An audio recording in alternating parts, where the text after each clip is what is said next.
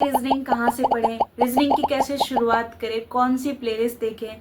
कुछ दिनों से मेरे कमेंट सेक्शन में बस यही सब बात हो रही है कि रीजनिंग की भी वीडियो लाइए, कहाँ से पढ़ना है, आपने कैसे किया और उसकी प्लेलिस्ट भी बता दो। तो मैं आज वही चीज़ें लेके आई हूँ और आपको वही चीज़ें बताऊंगी जो जेन्युइन मैं यूज़ करती हूँ, वही बताऊंगी। आज मैं सिर्फ आपको प्लेलिस्ट ही नहीं बताऊंगी बल्कि ये भी बताऊंगी कौन से टॉपिक ज़्यादा इंपॉर्टेंट है, कौन से टॉपिक्स को पहले पढ़ना चाहिए जो TRE 4 के लिए बेनिफिशियल हो, हमारे लिए हमारा ज़्यादा टाइम वेस्ट ना हो। उस तरीके से हम लोग को पढ़ना है। जो जो इंपॉर्टेंट टॉपिक है मैं वो भी शेयर करूंगी वीडियो के आगे में, तो आखिर तक बने रहना। तो सबसे पहले हम बात करेंगे कि कौन सी प्लेलिस्ट से पढ़ें हम लोग। तो देखो, जो मैं तो 3-4 प्लेलिस्ट आपको बताने वाली हूँ और जो मैंने पढ़ा है उसका वो क्यों मैंने उसको चूज किया था मैं ये भी वीडियो में साथ साथ बताऊंगी। तो सबसे पहला जो प्लेलिस्ट है जो कि BPSC TRE 4 के लिए मुझे बहुत ज़्यादा अच्छा लगा वो है कि रीजनिंग बाय आपको दीपक सर करके मिल जाएगा। मैं यहाँ पे वो स्क्रीनशॉट लगा दूंगी, आप देख लेना। सबसे पहला दीपक सर, जो कि उनके चैनल का नाम है रीजनिंग बाय दीपक सर, उनका कम से कम 98 वीडियोज है टोटल। वो 98 वीडियोज को आप देख लेना। वो रीजनिंग के लिए मुझे लगता है वो इनफ है, आप वहाँ से भी कर सकते हो और बहुत अच्छा है। और उनका जो पढ़ाने का तरीका है वो आपको ज़्यादा अच्छा लगेगा और समझ में भी आएगा। तो आप एक बार जाके मेरे कहने पे उनसे जाके पढ़ लेना, तो आपको वहाँ से क्लियर हो जाएगा। तो वो उतना काफ़ी है आपके लिए, BPSC TRE 4 के लिए उतना काफ़ी है आपके लिए। दूसरा जो प्लेलिस्ट है वो भी सारे मैं स्क्रीनशॉट लगा दी। दूसरा जो है मैथ मस्ती, आपने विपिन सर का नाम सुना होगा, अभी तो चर्चाओं में बने हुए हैं just because of Khan sir, तो आप उनको जानते ही होंगे। तो देखो, मैं अभी का तो नहीं बताऊंगी लेकिन मैं पहले उन्हीं से पढ़ती थी, तो उनसे जाके आप पढ़ सकते हो। वो मैथ्स मस्ती करके उनका चैनल है, विपिन सर का है वो। उनका मैं ये नहीं कहूँगी कि आप पूरा पूरा प्लेलिस्ट देखो, तो मैं बस इतना कहूँगी कि आप उस प्लेलिस्ट में से मैथ्स मस्ती पे चैनल है विपिन सर का, वो आप वहाँ से देख सकते हो। 43 लेसन है टोटल उसमें रीजनिंग के, आप वहाँ से देख सकते हो। अगर जो आप बिहार से ही बिलोंग करते हो और कहीं के नहीं हो, सिर्फ बिहार के हो और आपको लैंग्वेज ही आपको समझना है, मतलब बिहारी लैंग्वेज में ही आपको पढ़ना है, तो आप विपिन सर से पढ़ना, बहुत अच्छा पढ़ाते हैं। और मैं जनरली अपना बताऊँ ना, तो जब मैंने स्टार्टिंग किया था रीजनिंग का तो मुझे किसी का समझ में नहीं आता। आगे वो चीज़ बताने वाली हूँ कि मैंने शुरुआत कहाँ से किया था, पर मैं भटक के यहीं पे आई थी। मैंने सब जगह ट्राई किया, मुझे कुछ समझ में नहीं आया उतना। पर लास्ट में मैंने विपिन सर का मैंने देखा मैथ मस्ती चैनल पे, तो मैंने इनका चैनल देखा। इनका कुछ 43 का लेसन है, वो पूरा प्लेलिस्ट देखा था मैंने। तो उससे मुझे जितना समझ में आया, मुझे शायद ही किसी चीज़ से समझ आया हुआ। अगर आप बिगिनर हो, आप अभी अभी तैयारी करने जा रहे हो BPSC TRE 4 की, तो आप प्लीज़ इनसे शुरू करना। और खास करके अगर आप बिहार से हो तो खास कर आपके लिए तो बेस्ट रहेंगे विपिन सर, ठीक है। तो विपिन सर का एक यही प्लस पॉइंट लगा कि आप अपने लैंग्वेज में, अपने लोकल लैंग्वेज में जो आपको मदर टंग है उसमें आप सीख सकते हो और बहुत अच्छे से समझाते हैं रीजनिंग। तो मैं तो यहीं से सीखी हूँ, तो मैंने आपको बता दिया कि मैंने कहाँ से, सब जगह भटक के मैंने यहीं से सीखा, क्योंकि मुझे थोड़ा प्रॉब्लम हो रहा था उन लेके, मतलब लग रहा था मुझे कि नहीं समझ में आ रहा। मैंने बहुत सारी प्लेलिस्ट ट्राई की और जो मैंने ट्राई किया, ऐसा नहीं कि मुझे समझ में नहीं आया था, पर जो मुझे लगा कंटेंट कि इनका मेरे डायरेक्टली भेजे में घुसा, तो मुझे वो विपिन सर का घुसा। देखो, अब मैं कहूँगी कि इनका आपको प्लेलिस्ट मिल जाएगा, लेकिन मैं आपको कुछ टॉपिक्स भी बताऊंगी आगे में कि कौन से टॉपिक ज़्यादा इंपॉर्टेंट है। वो टॉपिक को सर्च करके आप कोशिश करना, अगर जो बिहार से हो तो विपिन सर से पढ़ने का, बहुत अच्छा पढ़ाएंगे, ठीक है। तो आप उनसे ही पढ़ना, ठीक है। और जो दूसरा है, जो तीसरा है, जो पीयूष सर का प्लेलिस्ट है, आप इनको जानते होंगे अच्छे से। और ये SSC और जो भी एग्ज़ाम्स होते हैं, NTPC वगैरह, जितने भी सेंट्रल गवर्नमेंट एग्ज़ाम्स होते हैं उनके लिए मतलब फेमस है पूरे इंडिया में। मेरे अकॉर्डिंग तो फेमस ही है, आपको पता है कि नहीं पता, नहीं पता। लेकिन देखो, पीयूष सर है, उनका भी 42 लेसन का प्लेलिस्ट है, मैं स्क्रीनशॉट लगा दूंगी, डायरेक्टली जाके वही सर्च करके देख लेना, ठीक है। इनका भी बहुत अच्छा है, लेसन वाइज इनकी बुक है खुद की, उस बुक से इन्होंने कोडिंग डिकोडिंग जितने भी है ना सारे, वो सारा करवा रखा है, तो टॉपिक वाइज करवा रखा है। तो ये भी बहुत अच्छा पढ़ाते हैं। अगर आप इंग्लिश मीडियम के स्टूडेंट हो, देखो मेरे चैनल पे बहुत सारे लोग हैं जो पूछते हैं कि इंग्लिश मीडियम में कहाँ से पढ़ें, तो मैं उनके लिए बताती हूँ कि अगर आप इंग्लिश मीडियम के, आपको हिंदी कम समझ में आता है, तो विपिन सर का नहीं समझ में आएगा। अगर जो आप बिहार से नहीं हो, आप दिल्ली से हो, दिल्ली से होगे तो नहीं समझ में आएगा। लेकिन अगर जो आप बिहार से होगे, झारखंड से होगे, यूपी से होगे, तो समझ में आएगा। तो आप विपिन सर का पढ़ सकते हो। और ऐसे नहीं यूपी वाले नहीं समझते, सब समझते हैं, ठीक है। तो आप जिनको समझ में आए, मैंने बता दिया कि 2-3 प्ले लिस्ट है, आप देख सकते हो, ठीक है। तो पीयूष सर से 42 लेसन है इनके प्ले लिस्ट में, आप उनसे चेक कर सकते हो।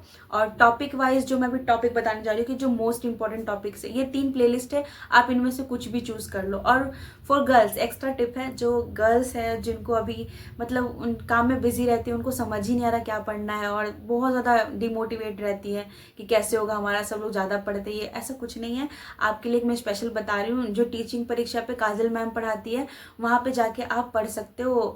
उनका भी प्लेलिस्ट है टीचिंग परीक्षा का, ठीक है। वहाँ पे काजल मैम पढ़ाती है, वहाँ पे आप एक एक क्वेश्चन सॉल्व करना, वो बेसिक से करवाती हैं। उनका प्रीवियस वाला देखना, पुराना जो प्लेलिस्ट है और रीजनिंग का, वो देखना, आप उनसे करना। आप पीआरटी के लिए तो मुझे लगता है वो इनफ पढ़ा देंगे आपको। तो पीआरटी के लिए आप, मुझे लगता है मोस्ट ऑफ द गर्ल्स जो है वो पीआरटी का ही तैयारी कर रही हैं, तो आप काजल मैम का देख सकते हो, बहुत अच्छा पढ़ाती हैं।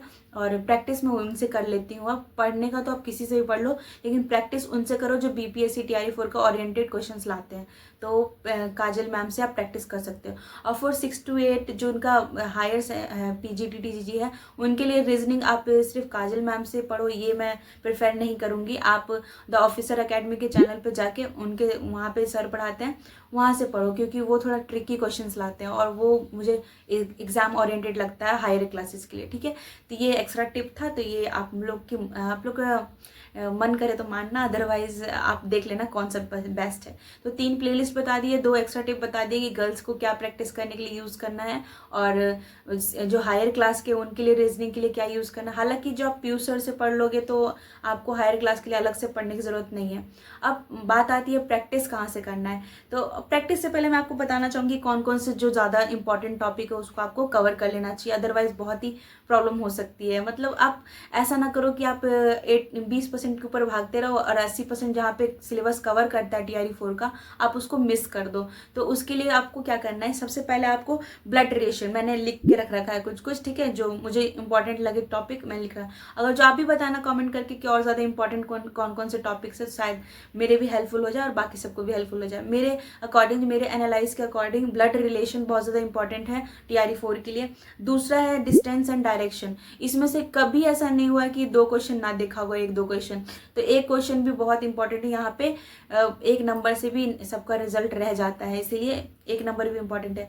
तो डिस्टेंस एंड डायरेक्शन का जो टॉपिक है उसको कवर करना है आपको, ब्लड रिलेशन का कवर करना है, प्लस सीरीज का क्वेश्चन तो आता ही आता है, आप प्रीवियस ईयर भी उठा के देख लो, सीरीज का क्वेश्चन एक भी नहीं छूटेगा।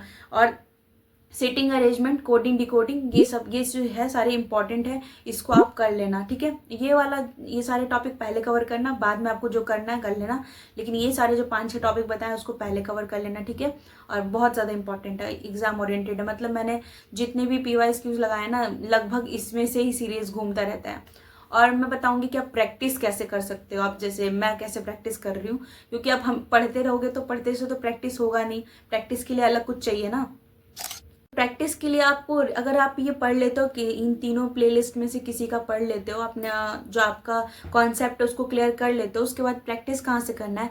प्रैक्टिस के लिए आप PYQs के क्वेश्चन उठाओगे, उसके लिए आपने घटना चक्र ले रखा होगा या फिर PYQs का कोई बुक ले रखा होगा, नहीं ले रखा होगा तो वेबसाइट पे PYQs तो आपको मिल ही जाएगा, तो वहाँ से आप डाउनलोड करके PYQs लगाना पहले, उसके साथ ही प्रैक्टिस करना। PYQs लगाओगे तो आपको पता चलेगा कि कौन से टॉपिक से ज़्यादा क्वेश्चन पूछा जा रहा है। हालांकि मैंने जो मुझे लगा जो टॉपिक जिससे पूछा जा रहा है वो तो मैंने डिस्कस कर दिया, पर आप भी एक बार देख लेना, ठीक है। घटना चक्र से लगाना, वहाँ पे रीजनिंग का जितना भी है पूरा लगा लेना रीजनिंग का। उसके बाद और भी प्रैक्टिस करना। प्रैक्टिस के लिए मैंने बताया कि ऑफिसर अकेडमी से प्रैक्टिस कर सकते हो, प्लस बुक्स भी आते हैं, जैसे रुक्मणी पब्लिकेशन का बुक आता है, वहाँ से प्रैक्टिस कर सकते हो। किरण पब्लिकेशन का बुक आता है, मतलब ये सारे बुक्स है जो मैं कोई स्पॉन्सर नहीं वीडियो बना रही हूँ, बट फिर भी बता रही हूँ कि ये प्लेटफॉर्म से जहाँ पे आप प्रैक्टिस लगा सकते हो। और रीजनिंग एक ऐसा सब्जेक्ट है कि स्कोरिंग है, अगर जो इसको आप बढ़िया कर लेते हो ना, तो आपका मार्क्स जो आपको मेरिट लिस्ट में नाम आने की जो संभावना है वो ज़्यादा हो जाती है, क्योंकि एक स्कोरिंग सब्जेक्ट है। और मैं आपको एक एडवाइस दूंगी कि हमेशा आप जब स्टार्ट करो ना तो ईजी टॉपिक से स्टार्ट करो, ये नहीं पूरा हार्ड लेके मत बैठ जाना। जैसे ब्लड रिलेशन किसी किसी को हार्ड लगता है तो आप उसको नहीं, डायरेक्शन से शुरू करना। डायरेक्शन सबसे इजी लगता है मुझे, तो आप डायरेक्शन से शुरू करना। जो जो टॉपिक इजी है ना उस टॉपिक से शुरू करना, तो आपको ज़्यादा समझ में आएगा। नहीं तो अगर जो हार्ड टॉपिक लेके बैठ जाओगे तो आपको कुछ समझ में नहीं आएगा। और रीजनिंग एक ऐसा सब्जेक्ट है जो आपका स्कोर बूस्ट करता है, तो रीजनिंग को तो बिल्कुल भी नहीं छोड़ना है। टिल द एग्जाम आपको रिवाइज करते रहना है, रिविजन करते रहना है। और इसको सिर्फ प्लेलिस्ट को किसी एक प्लेलिस्ट से आप पूरा कर लेना। उसके बाद प्रैक्टिस के लिए आप जो मॉक टेस्ट दे रहे हो, मॉक टेस्ट के लिए मैंने वीडियो बना रखा है, कहाँ से मॉक टेस्ट देना है आपको मिल जाएगा। एंड के मतलब वीडियो के एंड में भी मिल जाएगा आपको, वहाँ पे मिल जाएगा मॉक टेस्ट कहाँ से लगाना है। आप एक बार चेक कर लेना, ठीक है। और उसको चेक मॉक टेस्ट लगाने के बाद लगाते रहोगे ना, आपको तो पता चलेगा कि रीजनिंग आपका सही है नहीं है। और मैं सही बता रही हूँ, मेरा एक भी क्वेश्चन रीजनिंग का नहीं छूटता है, क्योंकि जस्ट बिकॉज मैंने उसका कॉन्सेप्ट पढ़ लिया है। और कॉन्सेप्ट आपका क्लियर रहेगा तो रीजनिंग के एक भी क्वेश्चन नहीं छूटेंगे। तो आप वो क्वेश्चन छूटेंगे नहीं कब, मैं अभी उसमें प्रैक्टिस में हूँ। जब जो जो क्वेश्चन होता है ना, मैं उसको मॉक टेस्ट के थ्रू प्रैक्टिस करती हूँ। तो आप प्रैक्टिस के लिए ज़्यादा कुछ नहीं भी करोगे तो प्रैक्टिस हो जाएगा थ्रू मॉक टेस्ट, ठीक है। लेकिन फिर भी आपको प्रैक्टिस करना, आप बहुत वीक हो, आपको स्कोर को बूस्ट करना है, तो मैंने बताया टीचिंग परीक्षा से अगर 1 to 5 के लिए सिर्फ, तो टीचिंग परीक्षा इज़ इनफ। एंड अगर जो आपको और भी हायर क्लास के लिए, तो आप पीयू सर से टेस्ट लगा सकते हो डेली। और एसएससी लेवल का भी आप रीजनिंग मैथ सॉल्व कर लेते हो ना, तो इनफ है टीआरई 4 के लिए। ये एक कड़वा सच है, कोई नहीं बताएगा। पर जो रेलवे वगैरह एनटीपीसी वगैरह का जो भी सेंट्रल गवर्नमेंट एग्जाम होता है ना, उसका मैथ्स और रीजनिंग वही बीपीएससी टीआरई 4 का मुद्दा है। मतलब उसी में से क्वेश्चन पूछे जाते हैं, तो आप उसको उस पर ज़्यादा फोकस रखो। ये मेरा पर्सनल एक्सपीरियंस था। अब आपका मर्जी, आप कुछ भी कर सकते हो। Thank you so much for watching. अब मिलते हैं नेक्स्ट वीडियो में। अब बताना नेक्स्ट वीडियो किस पे चाहिए। अगर आपको कोई डाउट हो तो कमेंट कर देना, मैं सबके कमेंट ज़रूर पढ़ूंगी और